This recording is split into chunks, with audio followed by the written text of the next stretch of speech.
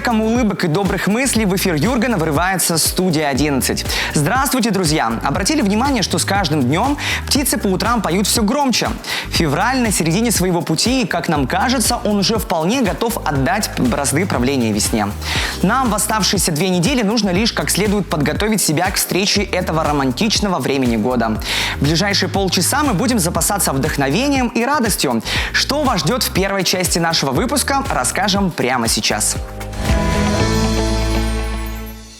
Столовое произведение искусства. Выставка невероятно красивых ложек 19 века открылась в Национальной галерее Республики Коми. Символ этого дня – золотая лента. Во всем мире отмечается Международный день детей, которые борются с онкологией. Фотопрогулка по вечерней Коми. Вашему вниманию снимки северных закатов. Эмаль – яркая, красочная и изысканная. Большую популярность эмальерное дело имело на рубеже 19-20 веков в эпоху модерна. Разноцветное декорирование любили применять Карл Фаберже, Федор Рюкерт, Иван Хлебников и другие всемирно известные ювелиры. Горячая эмаль применялась ими для изготовления посуды. Особое внимание заслуживают ложки выдающихся мастеров. Убедиться в этом сегодня можно, посетив Национальную галерею Республики Коми. Эмальерные ложечки оценила и наша коллега Евгения Кладкевич. Родился с серебряной ложкой во рту. Так в царские времена говорили о человеке, которому посчастливилось появиться на свет в обеспеченной семье. Ювелирную ложечку ребенку презентовали на каждый день рождения. Очень богатые люди могли позволить себе сделать подарок сразу из 5 или даже из 6 столовых предметов. Резные со всевозможными узорами и даже портретами. В 19 веке изготовить такие шедевры могли лишь самые умелые ювелиры. Одним из таких был Федор Рюкерт. Мастер одним из первых вел в обиход перегородчатую эмаль. Нарезался узор. Потом на этом узоре выкладывались пластинки, такие тоненькие пластиночки, узор. А этот узор образовывал ячейки, в которые заливалась вот эта эмаль. Федор Рюкерт долгое время он не имел своих магазинов. И почти 80% своей продукции он сдавал Карлу Фаберже на продажу. Как известно, всенародную любовь Карл Фаберже получил благодаря изготовлению ювелирных яиц удивительно тонкой и филигранной работы. Однако кроме них в умелых руках мастера также рождались и всевозможные шкатулки, вазы, украшения, столовые сервизы. Благодаря тонкому художественному вкусу небольшая ювелирная мастерская Фаберже очень быстро превратилась в самое крупное в России предприятие по выпуску ювелирных изделий. На выставке можно увидеть сразу 3 ложки Фаберже. Каждую отличает яркость цвета и продуманный до мельчайших деталей ажур. Вообще он был ведущим, имел мировое значение, ювелир, и имел много магазинов и мастерских. И в этом направлении он обучался в Европе, и поэтому был непревзойденным не только у нас, но и в мировом масштабе. Российская эмаль в эпоху модерна по качеству считалась лучшей в мире. Очень часто в изготовлении ювелирных ложек мастера использовали витражную технику. Здесь какие-то части рисунка заливались бесцветной эмалью, благодаря чему достигалось ощущение прозрачности изделия. В необычной технике часто работал норвежский ювелир Дэвид Андерсон. Вот такая просто изумительная ложечка. Вот посмотрите, ее так вот надевали на пальчик, держали указательным и использовали для чая, да, чаепития, да. То есть вот так? Да. Чай вот так, могли зачерпнуть? Или положить. Попробовать, если он был горячим, например. И если русские ложки почти всегда отличались ажурной вязью или рисунком с цветочными мотивами, то зарубежные мастера на свои изделия предпочитали наносить цельные сюжеты. Так в технике геляше, когда краска вручную наносится тонкими линиями, выполнена коллекция скандинавских ювелиров. Столовые приборы украшают олень, белка или снежные пейзажи – символы северных земель. Чуть дальше коллекция датского ювелира Антона Михельсена, серия ложек «Рождество». С 1900-го в Дании их выпускают ежегодно. На каждой изображен символ года. Так ложку 1943-го украшает голубь мира, который олицетворял тогда желание каждого – окончания Второй мировой войны. На выставке представлены работы и современных мастеров. Один из таких – Квашнин Сергей Иванович, вятский ювелир. Довольно часто он бывал у нас в гостях, все-таки регионы соседствуют. Приезжал, вдохновлялся красотой природы и здешней архитектурой. Специально к столетию Республики Коми он сделал особый подарок – ювелирную ложку, во главе которой мы наблюдаем герб Республики Коми. Рядом с работами Сергея Ивановича находится ложка, которую, пожалуй, узнают все. Посвящена она известному чемпионату мира 2018 года. И в центре изображен символ тех самых игр, известный забивака.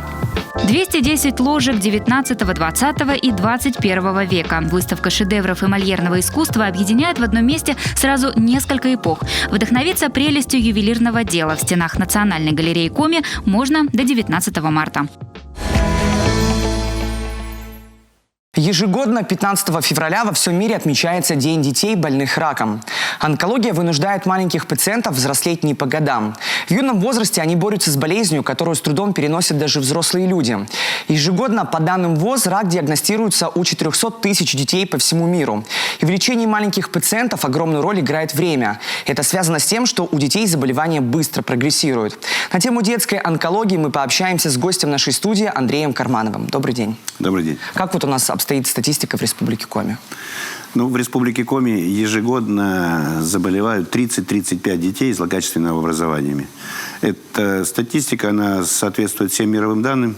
Заболеваемость 17,2 говорит о том, что в нашей республике налажен учет этих детей на высоком уровне. Какой вот вид онкологии наиболее популярен у детишек? Ну, чаще встречаются опухоли так называемой лимфатической и кровеносной системы. Это то, что в народе называется рак крови, лейкозы, лейкемия. Это вот синонимы названия одной и той же болезни. И лимфомы. Опухоли центральной нервной системы встречаются примерно в 20% случаев. С чем вот связано вот это заболевание, это страшное заболевание, рак? Наследственное это или вот откуда все идет? Ну, к сожалению, до сегодняшнего дня выяснить причину заболеваний злокачественных опухолей не удается. Есть небольшая очень группа детей, менее 5%, у которых действительно опухоль обусловлена наследственностью. Так, то, что на сегодняшний день считаем, много разных теорий, вирусная, генетическая и так далее, теории. Причина не одна. Целый комплекс причин приводит к этому заболеванию. Вот внешние признаки болезни у детей, вот какие они? Ну, если говорить о том, что приходится сталкиваться с раком всех локализаций, это и головной мозг, это мягкие ткани, это кровь, лимфатическая система. Поэтому, соответственно, признаки самые разнообразные. Но такие достаточно типичные – это повышенная утомляемость, слабость ребенка, снижение аппетита, синячки на теле. Ну, то есть они, то, что говорят медики, не специфичны. Ну вот взрослые люди не сразу могут определить, что они, например, заболевают раком. Дети сразу же вот можно увидеть, что ребенок заболел раком. Родители сразу обращают внимание? Конечно, нет. Я бы так сказал, если что-то родители видят необычное в поведении ребенка, в состоянии ребенка, именно необычное, то в этом случае необходимо обратиться к участковой службе и начать обследование. Нет, далеко не сразу. Как в свое время сказал один достаточно великий онколог, к сожалению, рак не болит. Поэтому его выявить рано достаточно сложно. Давайте поговорим вот о лечении. Бороться с детской онкологией. Вот, возможно ли это, да? И можно же победить эту болезнь, да? Дело в том, что детская онкология достаточно молодая наука. Только в 1997 году появилась специальность в Российской Федерации. Поэтому, но за эти годы я свою специализацию по детской онкологии прошел ровно 30 лет назад, в 1993 году, когда еще не было такой специальности. И могу сказать, что за это время огромный прогресс в лечении детей произошел. Появляются новые препараты, новые методики лечения. Возможности излечения возрастают многократно. Могу сказать, за последние 5 лет у нас в отделении, благодаря тому, что лечение детей было оптимизировано, мы с коллегами, с детскими онкологами над этим достаточно активно работаем, продолжаем, то у нас в республике более 90% детей выздоравливают от злокачественных опухолей. Большое спасибо, что пришли к нам в гости. Наша беседа подошла к концу. Спасибо. Знаете ли вы, что на наше настроение во многом влияют запахи? Чем больше они нам нравятся, тем спокойнее мы себя чувствуем. Исходя из этого, согласитесь, приятными ароматами в первую очередь хочется обеспечить свой дом. Место, где мы проводим большую часть своей жизни. Аромаперезагрузку своего жилища можно нехитро провести с помощью средств, которые найдутся на каждой кухне. Для начала можно очистить ковры. Посыпьте их обычной содой, оставьте так на пару часов, а затем пропылесосьте. Следующий шаг – кипячение воды с фруктами. Положите в кастрюлю лимон, яблоки, любимые травы и пусть они бурлят себе на плите примерно полчаса. Сами не заметите, как каждая комната наполнится приятным запахом. По квартире можно расставить и ароматические свечи, причем их даже не обязательно зажигать. Ну и заключительным этапом станут комнатные растения. Зеленые друзья не только украсят вашу обитель, но еще и очистят воздух. Бесспорно, что самый романтичный момент дня – это заход солнца. Только представьте, небо наливается красным цветом, и в это огненное море плавно погружается уставшее солнце. Любоваться этой красотой хочется молча, позволяя лишь звуку камеры изредка нарушать блаженство вечера. Среди фотолюбителей Коми немало тех, кто не прочь поохотиться на зимние закаты. Вот какими снимками пестрят страницы наших земляков.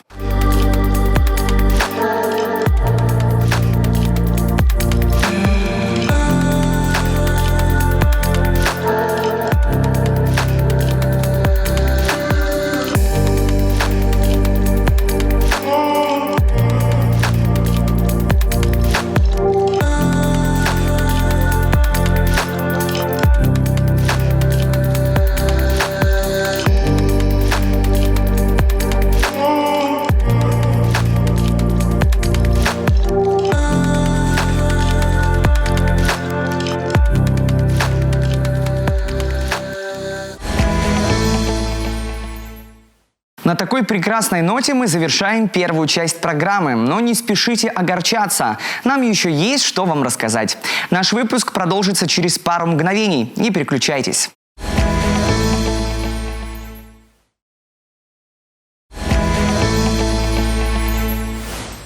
На ваших экранах «Студия 11». И впереди нас всех ждет как минимум 10 минут увлекательных историй и интересных знакомств. Готовы? Тогда поехали! Волейбол. О плюсах командной игры для тела и души. Кулинарных дел мастер до самого детства. 16-летняя сыктывкарка написала собственную книгу рецептов. Витамин D. Почему без него ребенку нельзя? Волейбол укрепляет опорно-двигательный аппарат, улучшает подвижность суставов, тренирует мышцы глаз, положительно влияет на нервную систему, а также помогает бороться со стрессами и депрессиями. А я ведь даже еще не все плюсы перечислил. Много говорить не буду, лишь добавлю еще кое-что. Волейбол поднимает самооценку. Да-да, именно так. Победителям из любого состязания выходить очень приятно. А где прославились наши спортсменки, узнала Алена Туркина. На волейбольной площадке девушки проводят по несколько часов в день 5 раз в неделю. Но такой график никого не смущает. Наоборот, на тренировки бегут с радостью. В этой команде спортивной школы номер 1 занимаются спортсменки 16-18 лет. И стаж на поле у каждой приличный. Ефимию Авакумову в спорт отдали еще дошкольницей. Сначала брать на секцию не хотели, мол, маленькая. Но бойкая девочка своего все же добилась, и вот теперь она капитан команды. Ну, вообще в группе нас 15, если я не ошибаюсь. Общаемся все очень хорошо. Мне было очень сложно сплотить команду, так как мы занимались отдельно 6-й год, 7-й год. Но сейчас, я думаю, у нас все в порядке, все друг другу помогают, поддерживают. Поддерживать друг друга и, несмотря ни на что, идти до конца. Возможно, именно эти принципы помогли спортсменкам выйти на новый уровень. В конце прошлого года команда успешно дебютировала в первой лиге чемпионата России. Девушки делятся, что заявиться туда хотели давно. Но каждый раз не хватало то смелости, то уверенности. В какой-то момент общекомандным собранием было решено – пробуемся. Наша команда в первый раз вышла в лигу, в первую. До этого мы играли на различных всероссийских турнирах. И выход в первую лигу для нас был каким-то новым этапом для команды, для сборной республики. И это была большая честь, во-первых, играть и представлять республику. Еще и занимать призовые места. Первые, вторые. Это просто для нас это был настоящий уровень уже. Это студентка, комсомолка, спортсменка. Наконец, она просто красавица. Каждую из этих девчонок описать можно именно так. Тренер с почти 40-летним стажем Татьяна Круцкевич подтверждает эту мысль. В волейболе задерживаются умные люди. Потому что вот если немножко в школе там где-то послабее учеба, то они не задерживаются. Я, конечно, других видов спорта не знаю, но я говорю про волейбол. В волейболе это так. То есть все девочки, которые у нас учатся, они учатся на хорошо и отлично. Есть, конечно, и с троечками, но все благополучно поступают в вузы туда, куда хотят. Женская команда представляет республику на соревнованиях такого уровня впервые. А полуфинальные игры пройдут в Сыктывкаре в начале марта. Наши спортсменки сыграют против волейболисток из Череповца, Волгограда и Липецка. В финал выйдут те, кто займет первое и второе места. Приходите поддержать наших спортсменок. Это даст им сил для покорения новых спортивных вершин. Помните ли вы свое первое блюдо? Сколько вам было, когда вы открыли для себя безграничный мир кулинарного мастерства? Обычно дебют в готовке мы совершаем еще в детстве, и начинается наш путь, как правило, с банальных бутербродов или яичницы, которая то и дело хрустит на зубах. Но встречаются среди детей и настоящие гении. Кто-то с первого раза варит суп на 5 с плюсом, а вот кто-то, как Юля Пуркина из Сыктывкара, сочиняет свою собственную книгу рецептов. Сегодня Юля вместе со своей учительницей в нашей студии. Добрый день. Здравствуйте. Елена Юрьевна, как пришла идея, вот вы как педагог, как наставник, у нас, кстати, в этом году еще год наставничества, как пришла идея создать такую книгу? Ну, пришла такая идея не сразу. Юля на второй год посещения кружка объединения «Магия кухни», у нас это во Дворце творчества и учащейся молодежи в Сыктывкаре, есть такое объединение. И я заметила, что после того, как мы приготовим, Юля очень хорошо сделает зарисовки. И предложила ей идти на рисование, а не на кулинарию. Она отказалась, и я тогда думаю, ну почему бы нам так книгу не нарисовать, раз такие идут, происходят рисунки, очень интересно. Можно уже прям показывать нашим телезрителям, какие книги вы уже Вот первая книга наша «Путешествие Луковки в стране Овощляндии». Таким образом мы влюблялись в овощи, таким образом... Все о правильном питании, да? Да, конечно, обязательно. Это... Юль, расскажи, какие рецепты входят в твою книгу? Я рисовала те рецепты, которые мы готовили на самом занятии, как бы, так сказать, сразу вдохновение и вот. Тяжело ли вот вообще было рисовать? Готовить-то ладно, да, еще полдела, а вот рисовать, это же нужно, чтобы все было понятно. То есть ты сразу же думаешь о ком? О читателе своем, да? Ну, я рисовала изначально, чтобы было понятно мне или тем, кто возьмет мою тетрадь, так как это изначально были рисунки в моей тетради. Ну, и я с детства любила рисовать, поэтому мне было интересно. Почему вот пошла в кулинарное искусство? Может быть, мама, кто-то повлиял, педагог, или просто захотелось создавать вот эти кулинарные шедевры? Я также в детстве хотела стать поваром, и мне казалось это интересным. И как первый опыт записи на кружки какие-либо, мы решили пойти как раз на кулинарию. Я знаю, что это не единственная книга, которую вы показали, да? Вот о чем вообще все книги? Понятно, что о еде, о готовке. Они как-то делятся? Нет, они разные совершенно. Вот вторая книга, это мы в первый год написали, это во второй. То есть вот, Юля, скажи, что вдохновила на вторую книгу? Космо-вкусняшка, да? А вкусняшка? Космо-вкусняшное сотрудничество. Ну, получается, каждая книга, она отображает то, на какое занятие я ходила. Первое, я готовила блюда из овощей. Второе, это как раз кондитерские всякие сладости. И третье, это блюда разных стран мира. В чем особенность вот книги? В том, что ты полностью рисуешь сама. И все от руки, верно? Да. Сколько примерно страниц вот в вашем меню? Ну, у нас мы брали 10 рецептов у нас в основном, и она еще и текст придумала. То есть здесь у нас сказка, а здесь стишки-потешки каждому блюду. То есть стихи не из интернета, а собственного сочинения? Нет, сама она сочиняла, да. Здорово. Это единственный экземпляр или вы уже где-то распространяете? Мы не распространили. Пора уже в тираж входить. Какое самое любимое блюдо, Юля, у тебя вот в плане готовки и употребления? Ну, я, наверное, больше люблю сладости готовить, поэтому зачастую, например, на Новый год готовлю имбирное печенье или, например, кексики с подругами. Все рецепты ты придумывала сама или при помощи Елены Юрьевны? Или было даже такое, что Елена Юрьевна: Юля, дай рецепт? Ну, в основном это как раз-таки то, что мы готовили там, так что это рецепты Елены Юрьевны. То есть это работа совместная, командная, да?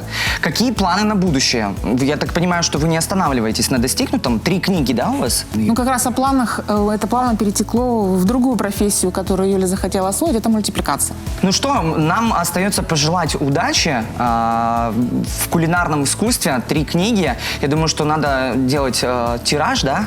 Распространять эти книги. Как, кстати, школьницы, одноклассницы реагируют на вот твое детище, на твое хобби? Я не показывала, если честно. Вот, самое время показать. Мама, я знаю, что поддерживает мама. Пользуется ли мама твоими рецептами? Ну да, она готовит как раз кабачки фаршированные. Мы с ней готовили роллы. И еще много чего мы готовили с ней. То есть все по твоим рецептам. В общем, друзья, идем готовить. Юль, если бы у меня сейчас была мишленовская звезда, я бы тебе сразу ее подарил. Удачи, спасибо, что пришли к нам в гости. Спасибо вам. О витамине D слышали все. Именно он является лучшим в профилактике рахита, детской болезни роста. И хотя это заболевание сейчас встречается довольно редко, витамин D остается в центре внимания и врачей, и родителей. Еще больше о его пользе прямо сейчас расскажет врач-педиатр. Витамин D – очень значимый витамин для нашего организма. Раньше мы считали, что он отвечает только за фосфорно-кальциевый обмен и обеспечивает профилактику рахита. В структуре ковида были проведены большие исследования, которые доказали, что витамин D участвует также в обменных процессах не только за фосфорно-кальциевый обмен, но отвечает за иммунную систему, отвечает за эндокринную систему, за нервную систему, за наш сон. Поэтому его значимость была очень выражена на тот момент. Сейчас витамин D мы стараемся применять не только детям первых лет жизни, как это было ранее, но и пожизненно, что называется. Детям первого года жизни при клинических проявлениях рахита. И если, допустим, ребенок получает уже приличные дозы витамина D, там 3, 4, 5 тысяч единиц, и мы все равно видим, что у него есть клинические проявления рахита, вот тогда очень рекомендуем сдать витамин D на уровень. Потому что нам нужно разобраться, тот ли самый рахит, который мы лечим. То есть витамин D зависимый или нет. Детям старшего возраста очень актуально сдавать при клинических проявлениях с жалобами на какую-то усталость, вялость, снижение работоспособности, снижение физической активности. При сдаче витамина D очень-очень часто обнаруживается, что его прям значимо не хватает. То есть там критически низкие показатели. При этом ты вот как раз испытываешь слабость, вялость, дезадаптацию. Сон может быть нарушен. Ну, соответственно, мы проводим корректировку. Назначаем витамин D в больших дозировках, потом контролируем его уровень снова по анализу крови. Ну и точно так же взрослым, с жалобами на вялость, снижение работоспособности. А если мы говорим про пожилых людей, то для них витамин D очень актуален в структуре остеопороза, поэтому или коксартрозов, заболевания суставов, тоже сдача очень рекомендуется. Но все индивидуально. То есть всем поголовно бежать и сдавать на витамин D нет никакой необходимости. Дозы витамина D мы также подбираем индивидуально. Но те дозы, которые мы привыкли получать ранее, клинически их не хватает. И на достаточно хороших высоких дозах 3, 4, 5 тысяч, кому-то индивидуальные 10 тысяч единиц, человек начинает ощущать себя значимо лучше. Передозы витамина D существуют, но клинически у них есть свои проявления, но, как правило, мы их не замечаем. То есть если в анализе клинически витамин D считается токсической дозой от 150-200 единиц и выше, то такие подобные жалобы в виде вялости, рвоты, какого-то нервного раздражения мы, как правило, не замечаем. Крайне редко бывает у детей первого года жизни, которые по какой-то причине была неправильно подобрана доза, или в связи с тем, что витамина D стало достаточно широкий спектр на продаже, бывает индивидуально неправильно подбирается доза, потому что родители не владеют информацией, какой витамин D, а доктор назначает универсальный из расчета 500 единиц в одной капле. Вот в таких случаях тоже могут быть некоторые ошибки, поэтому нужно уточнять. Не забываем, у детей с аллергическими реакциями мы не применяем витамин D с добавками. Чтобы мы получили витамин D через кожу в достаточно достаточно хорошей дозировки, мы должны много-много загорать. Поэтому только на период отпуска при активном загорании на солнце можно витамин D не получать. На этом у нас все. Мы завершаем выпуск с хорошими эмоциями и желаем, чтобы они сохранились с вами до конца дня. Это была студия 11. Увидимся в следующем выпуске. Пока-пока.